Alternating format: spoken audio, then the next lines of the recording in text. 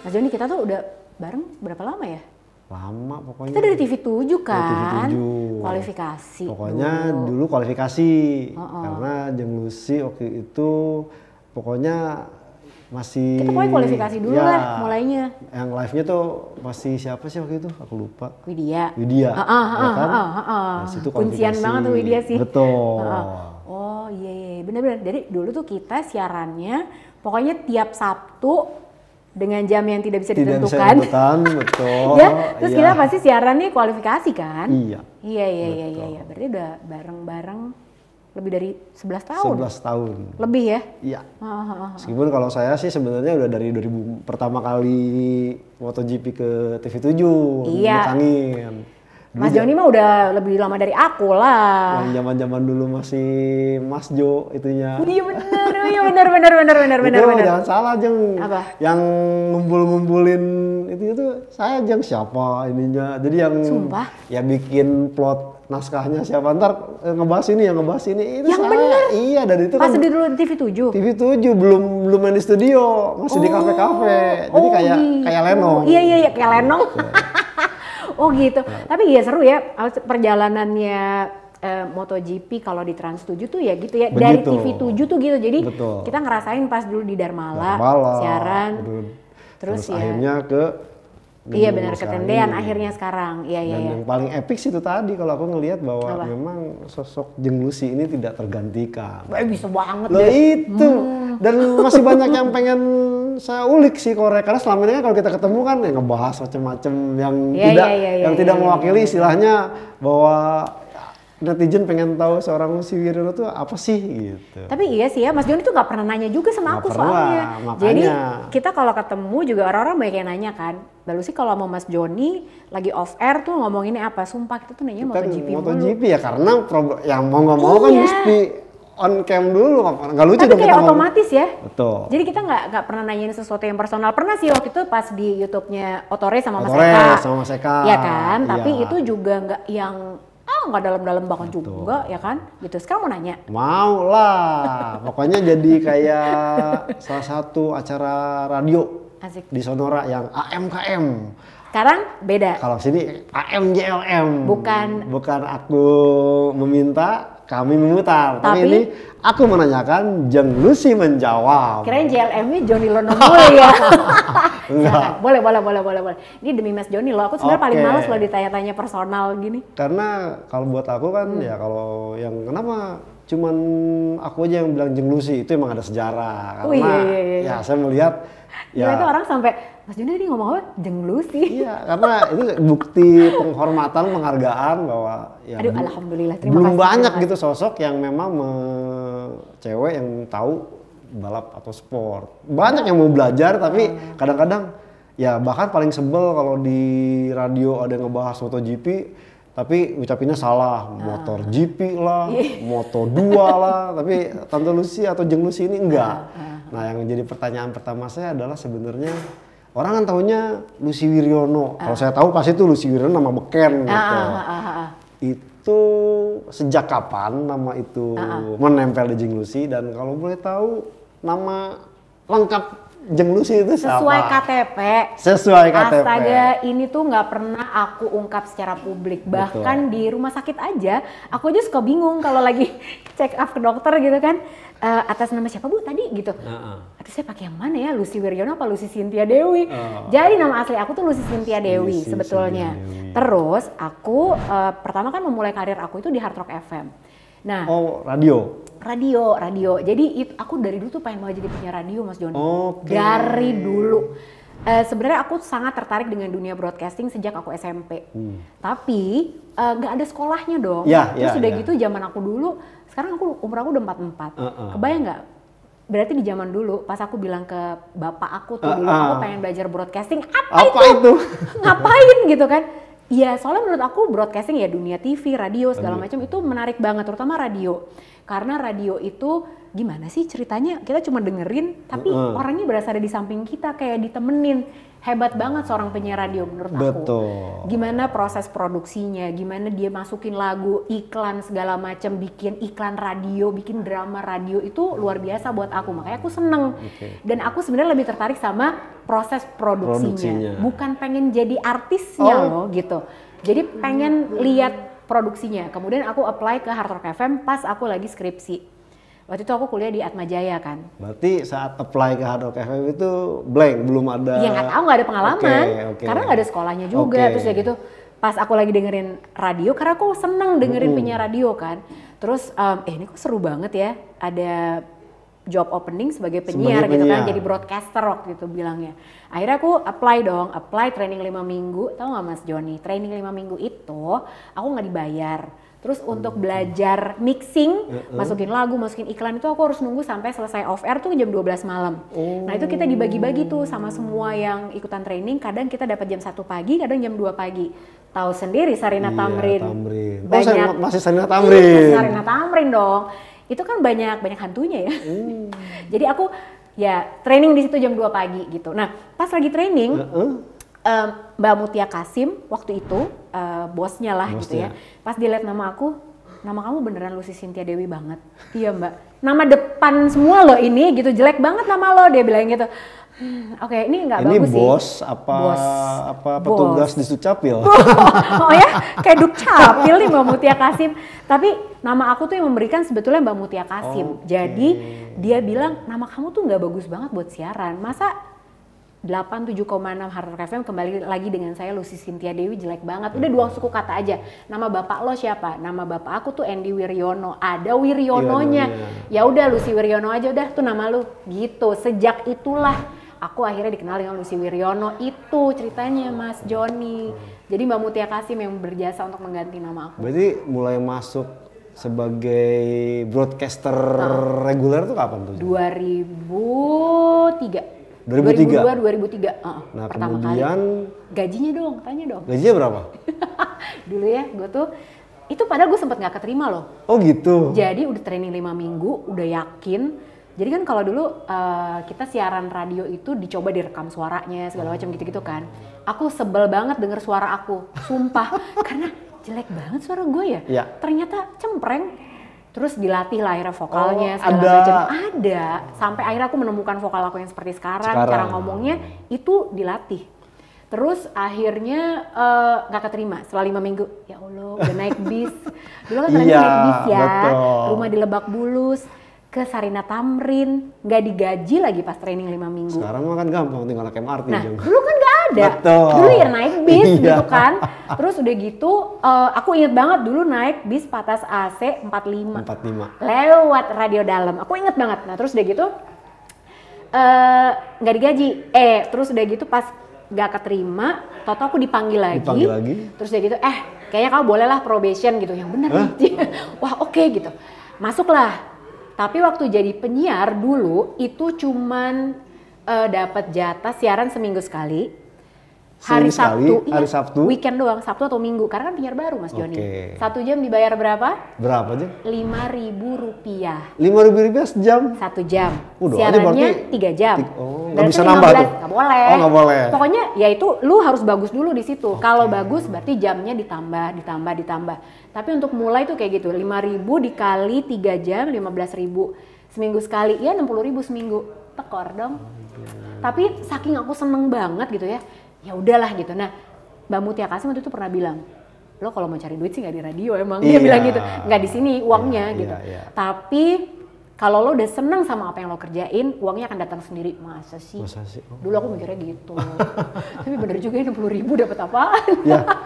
berat. Jadi berawal dari behind the scene, behind the mic malah, terus behind ke depan layar, itu prosesnya gimana? Ya ampun Mas Joni, itu ya beda sama sekarang. Kalau sekarang tuh orang bisa populer lewat TikTok, bikin YouTube channel deh. Kayak sekarang gitu ya. Konten apa aja gitu, itu gampang banget gitu. Zaman aku dulu memang sulit banget. Bahkan untuk track aku mulai dari radio sampai dari weekend nih naik ke weekdays aja tuh susah. Susah. Terus udah gitu kalau mau masuk TV itu kan harus casting. casting segala macam acara aku jalanin. Ada tuh dulu nama acaranya ada di Antv. Atau deh, ada yang lihat nggak ya? Aje Gile. Oh, Aje Gile. Astaga, itu sama Reza Bukan. Iya. Terus aku ikut banyak acara yang Triwarsana waktu itu productionnya punyanya Mas Helmi Yahya, betul. Di Cideng. Itu aku inget banget syuting tuh dibayarnya cash pula karena aku juga mereka maunya bayarnya cash. Jadi aku pulang tuh di dompet, di tas tuh bawa uang cash gitu kan deg-degan naik bis lagi gitu kan. Betul. Dari Cideng ke Lebak Bulus ke rumah aku dulu. Terus wah itu sedih banget sih karena benar-benar dari pagi sampai sore. Jadi itu casting yang acara segala macam kecuali acara gosip. Entah kenapa aku tuh nggak pernah berjodoh sama acara gosip. Karena aku emang nggak suka nonton acara gosip. Betul. Berapa kali di casting selalu kayak emang karena akunya nggak suka kali ya. Jadi emang nggak jod ya. Aku sampai pernah kok ada satu acara gosip yang sangat fenomenal gitu. Aku dapat tawaran casting kan, begitu aku baca skripnya, Mbak kayaknya aku nggak bisa deh. Okay, langsung. Aku nggak bisa. Kamu nggak mau nyoba dulu? Nggak bisa Mbak beneran, karena aku emang nggak suka nontonnya gitu. Jadi aku nggak deh gitu. Aku mundur. Sampai akhirnya pertama kali masuk ke dunia olahraga nih khususnya itu karena Bang Hardi Menkoto. Nah dia nawarin untuk jadi presenter kuis Euro. Penyisihan itu juga masih. Euro berapa tuh? 2000 berapa 2022, 2024? Enggak. Ya jauh banget ya? 2024 belum dong. Hardi Menkoto tuh Antv dong ya? Dulu sempat di Antv, kemudian di Trans TV. Oh, Trans nah, TV. jadi aku pertama kali tuh di Trans TV bersama untuk kuis. Nah, dari situ tuh ditawarin, wah lu sini kayak buat sport boleh juga. Aku ingat banget ya, on air pertama kali itu jam 2 pagi. Kuisnya kan jam 2 pagi. Mungkin ya ada yang nonton apa tapi ya sudahlah, ya, naik taksi aja kita. Euro kan waktu itu emang jam-jam segitu. Kan, jam segitu, tapi aku untuk tampil 2-3 menit di TV, ya itu momen pertama kali tuh di situ Mas Joni. Nah, waktu kuis itu materinya gali sendiri apa di? Kan dapat, udah langsung pakai cue card kan. Ya cuma, ya siapa dengan Mas Joni di Bogor, passwordnya apa? Ya biasa lah. Itu telepon ya. Kalau sekarang kan pasti Zoom atau. Sekarang pakai telepon. Mas Joni dengan passwordnya apa? Oke, jawabannya A, B atau C? Ya betul. Hadiah dipersembahkan oleh ya gitu. Itu aku udah handal banget dulu. Jadi mbak kuis. Abis itu dari Sportivo itu adalah magazine sport juga di Trans TV bareng Irfan Hakim waktu itu. Lumayan lama tuh. Terus udah gitu, udah deh kecebur di Sport 7 pernah. Terus Superbike jadi Mbak MotoGP deh. Udah gitu. Nah, beralih dari penyiar radio kemudian jadi presenter di depan TV sampai akhirnya jadi host. Tentu kan harus menggali informasi yang ada dan bahkan kita tahu zaman dulu nggak kayak zaman sekarang. Tinggal browsing keluar, tinggal di Twitter seperti ini keluar. Nah, Jeng Lucy itu proses untuk menggali info terus memantapkan ini main ke perpustakaan kah atau main sama Mas Joni kan? Masa sih? Iya dong. Tapi sebenarnya aku tuh seneng ngobrol sama orang kan. Jadi kayak ada teman-teman jurnalis yang misalnya aku sempat ketemu gitu. Kalau udah di MotoGP nih gitu. Waktu 2015 sempat liputan di Phillip Island. Atau mungkin sekarang deh di sosial media gampang banget bisa kenalan sama Simon Peterson lah, kenalan sama Temi Gurali lah, kenalan sama Paolo Iannieri lah gitu. Ya udah WhatsAppan aja dan aku tanya gitu ke mereka. Selain sama Mas Joni juga kita banyak ngobrol gitu kan, sama mereka juga aku banyak nanya gitu sebetulnya. Jadi banyak informasi yang nggak hanya cukup dengan googling aja sih gitu, tapi dengan informasi personal, gosip-gosip yang kadang nggak bisa ditayangin juga. Ya kan biasanya ada nih yang host sekedar menjalankan tugas, saya katakan kenapa pada saat dia diberi tugas jadi presenter atau event MotoGP ya sekedarnya aja, cuman pada saat itu dia bertugas kemudian menggali yang diperlukan. Nah saya melihat kan Jeng Lucy nggak seperti itu, bahkan ya istilahnya tuh fanatikan berat MotoGP dan emang doyan. Ya istilahnya one of a kind gitu. Ya istilahnya benar-benar sangat langka lah seorang perempuan suka MotoGP dan sampai istilahnya ya bertahan sampai selama ini. Nah apa sih yang dilakukan Jeng Lucy ini dan menurut Jeng Lucy sendiri beban nggak sih atau justru ya asik-asik aja gitu. Sebenarnya kalau awal-awal tuh ini kan benar-benar karena pekerjaan kan. Karena pekerjaan, gitu. Jadi awal tuh gara-gara produser aku dulu namanya Mas Arya Rajasa. Dia yang nerjunin aku di Superbike dulu awalnya. Dia nawarin kan, mau nggak jadi host di Superbike? Hah, apaan tuh gitu? Kayak aku ngerti, ini susah sih dia bilang gitu karena infonya nggak sebanyak MotoGP. Nah waktu itu aku udah nonton Widya juga, Widya canggih banget sih menurut aku. Dia adalah salah satu host yang bagus juga gitu. Terus aku juga sangat look up ke Widya. Karena dia knowledge-nya bisa kayak gini loh gitu. Terus dulu aku juga suka banget sama Monica Desideria, Tamara Geraldine. Ya nggak sih, itu kan legend banget. Karena aku pengen banget untuk bisa jadi jurnalis sport perempuan. Meskipun aku nggak pernah bilang diri aku jurnalis sekarang, karena aku juga bukan jurnalis sebetulnya gitu. Aku host aja lah gitu. Tapi aku pengen banget bisa jadi seperti mereka. Nah makanya aku banyak belajar. Awalnya memang karena pekerjaan. Kemudian aku tuh banyak banget ketemu sama penonton-penonton MotoGP. Biasanya nih kalau aku keluar kota. Betul. Fans MotoGP tuh di Indonesia kalau di luar kota itu gila banget sih. Aku paling banyak tuh tau gak di mana? Di Bali, Mas Joni. Jadi begitu aku keluar airport nih, tukang taksi lah, terus porter lah, segala macem. Mereka tuh gini, Mbak Lucy, Rossi gimana Rossi? Gitu kan dulu zaman kita kan, Lorenzo gimana Lorenzo gitu. Nah tapi di situ aku mulai kayak ngerasa ada tanggung jawab lebih, bukan beban sih. Tapi kayak iya juga ya, kalau misal aku ketemu orang, terus kayak gitu mereka nanya nih, Mbak kemarin kenapa race-nya? Kok si ini begini, ini begini, ini kenapa? Aturannya emang gimana? Terus aku hanya tahu hanya di saat itu aja. Rasanya kok malu juga ya gitu. Sementara aku adalah di saat aku tampil di Trans 7 nih, aku adalah kepanjangan tangan dari Trans 7 juga gitu. Sebenarnya meskipun bukan PR-nya, bukan juga brand ambassador gitu. Tapi orang kan ngelihat kita nih sebagai image-nya, bener gak sih gitu. Jadi ya aku harus membawa nama baiknya Trans 7 juga bahwa bener kok nih hostnya gitu, ngerti nih gitu. Karena aku beneran banyak ditanya sama bapak-bapak.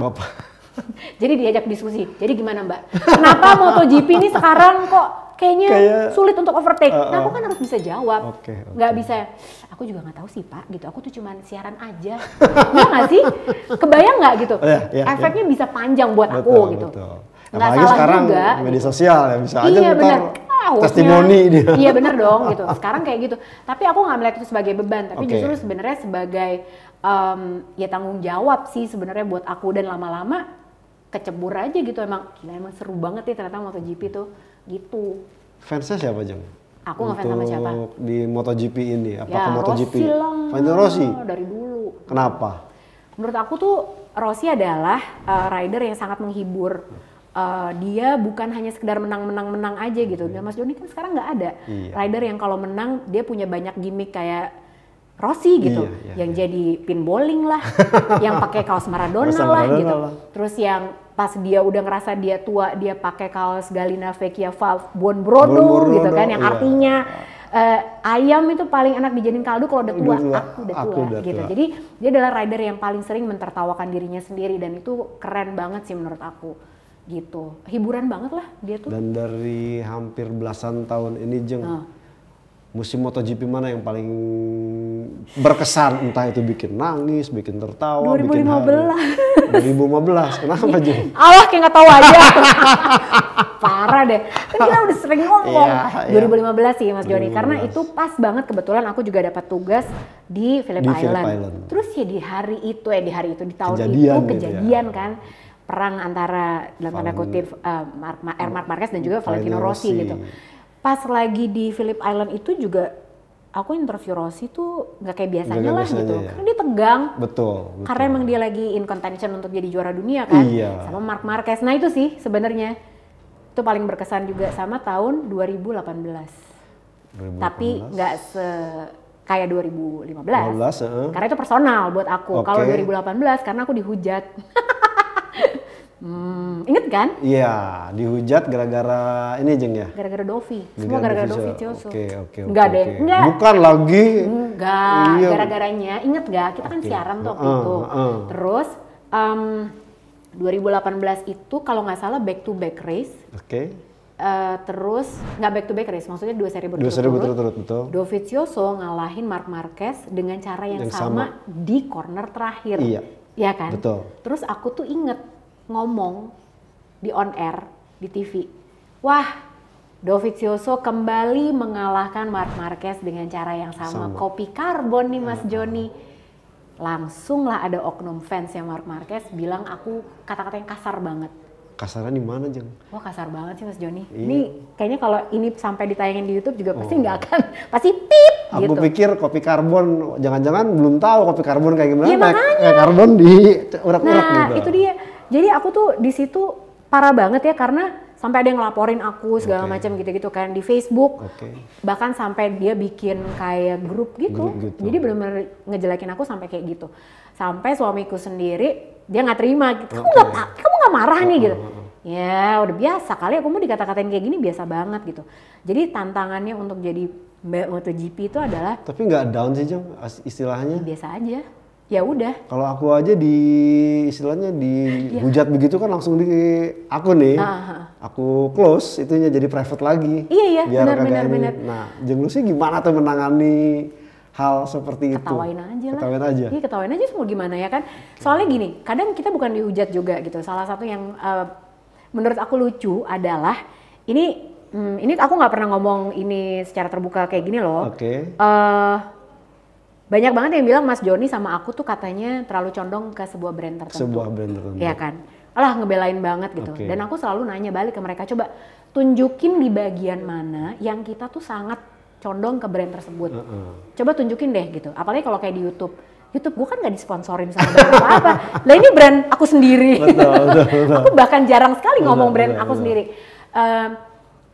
Ingat gak waktu Yamaha nggak menang-menang? Iya. Di zamannya Rossi sama Viñales. Ingat gak? Betul. Nggak pernah sekalipun kita dapat order dari pihak TV station dan juga dari pihak Yamahanya untuk harus ngomong bagus-bagus loh. Nggak pernah kan? Nggak. Ini demi Allah nggak pernah loh gitu. Jadi itu yang kita respect banget gitu ya, bahwa kita nggak pernah tuh dapat komando kayak gitu gitu. Jadi kita ya menjalankan tugas dengan apa adanya aja dan ngomong apa adanya. Waktu itu kita ingat betapa kesulitannya Yamaha pas zamannya Valentino Rossi sama Maverick Viñales. Itu benar-benar paceklik tuh sepacekliknya. Kita sampai kita ngomong apa ya gitu. Ya kan gitu. Jadi ya itu sih kalau mau fair sebenarnya kadang ya netizen atau penonton tuh dengan semudah itu untuk menghakimi Mas Joni, menghakimi aku juga gitu. Berat tapi ya udahlah. Kalau udah kelamaan lama-lama biasa juga ya kan? Tapi Jeng Lucy nggak ada feeling gitu, sialan ternyata di MotoGP ini malah kena hujat, kena ini. Ada perasaan untuk, ganti haluan aja dah jadi Mbak Superbike atau Mbak Motor Freak gitu. Kita kebanyakan tidur aja capek kan gitu. Kebanyakan tidur dikomplain orang, malas banget sih nggak ngapa-ngapain, apalagi melakukan sesuatu. Tapi aku yakin dengan niat kita kalau misalnya baik, terus udah gitu menjalankannya sebaik mungkin, nggak ada niat buruk sama sekali. Itu nggak apa-apa lah. Ya orang nggak suka mah pasti ada aja lah. Nih Jeng, kan Jeng Lucy punya keluarga nih, ada Mas Apit, terus ada 2 anaknya.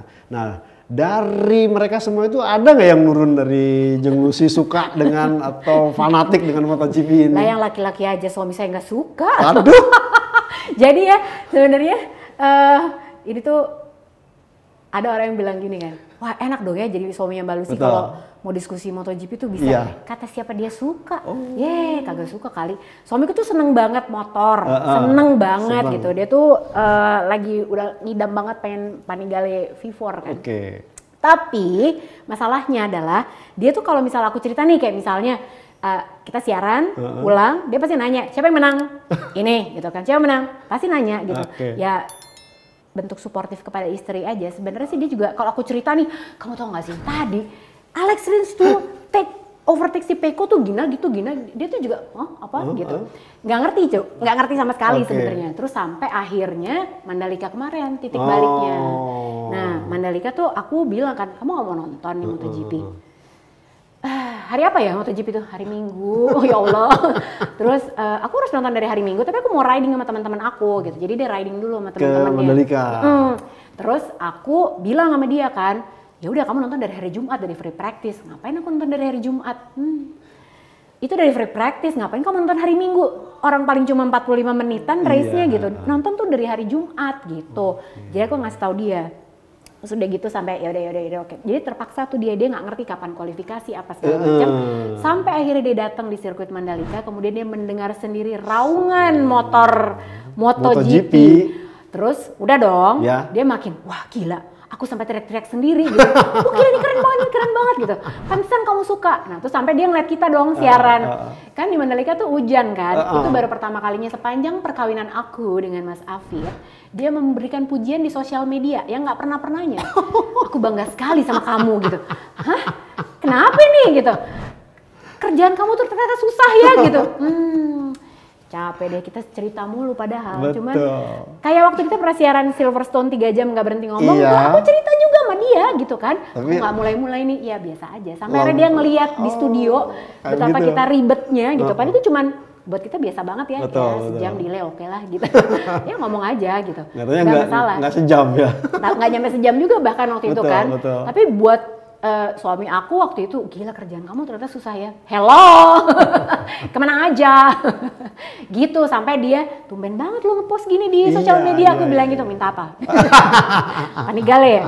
Gitu. Nah, terakhir nih, dan sempat kemarin mengatakan riding kan, pembalap MotoGP dan bahkan ya Jeng Lucy mengungkapkan the new breed of MotoGP era. Meskipun ada gak setuju. Ya, saya melihat nih kalau kita lihat nih musim ini siapa sih yang dijagokan Jeng Lucy sebagai pembalap terbaik di MotoGP 2022? Fabio Quartararo.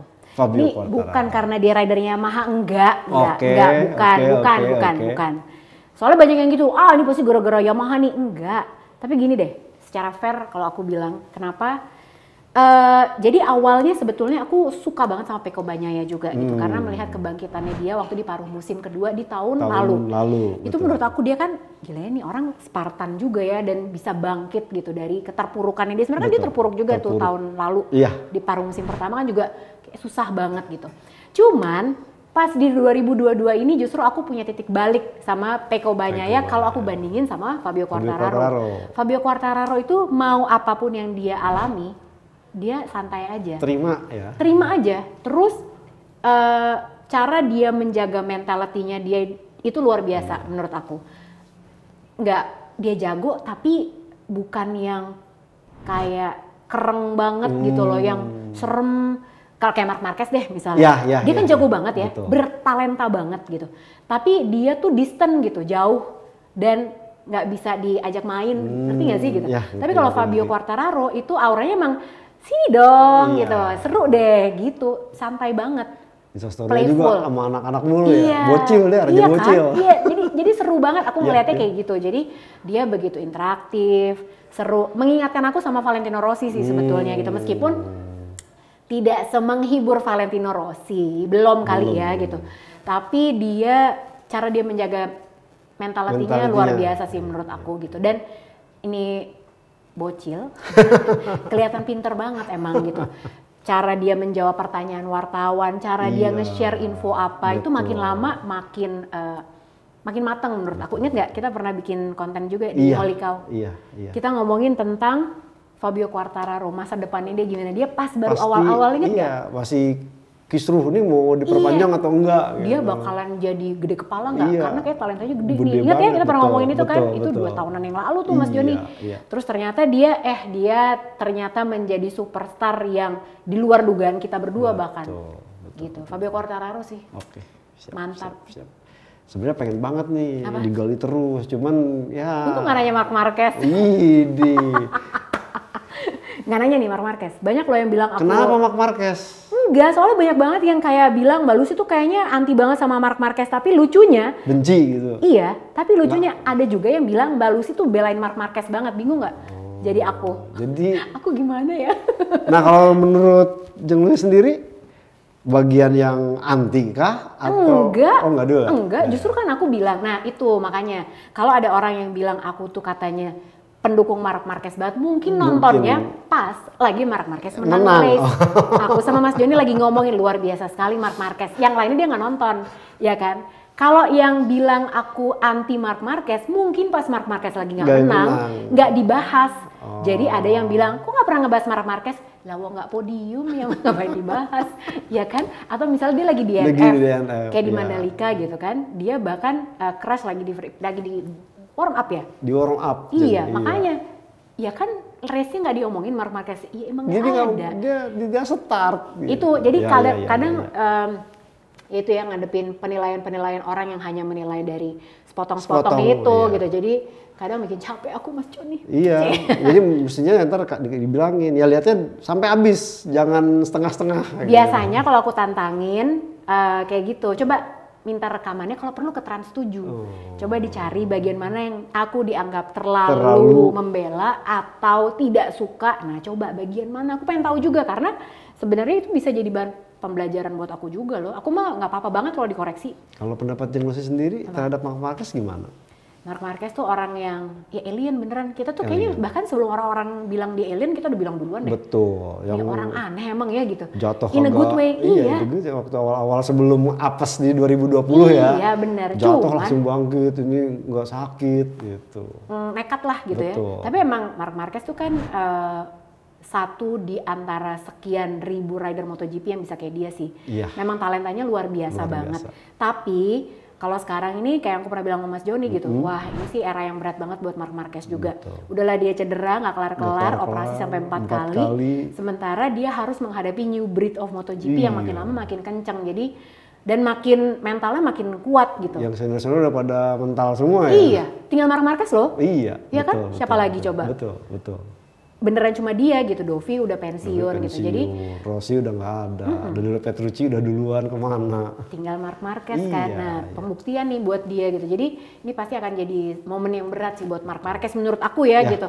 Secara mental, secara fisik juga dia tidak semudah rider-rider yang ini. Jadi ini ujian berat banget buat talenta seorang Mark Marquez gitu. Jadi apakah dia bisa mengandalkan talentanya dia aja plus kondisi fisik yang juga sudah tidak sempurna seperti dulu. Betul. Yang menarik sih buat dilihat sih comebacknya kayak apa Mark Marquez ya. Nah, sabar ya. Ya itu aja Jeng, MJLM edisi ini sebenarnya akan panjang, cuma kan ntar yang fakir kuota ngamuk-ngamuk gitu. Makan dulu ya. Siap Jeng, kita makasih makan banyak ya Jeng ya. Sekarang. Yo. Mari. Mas Joni duluan. Silakan.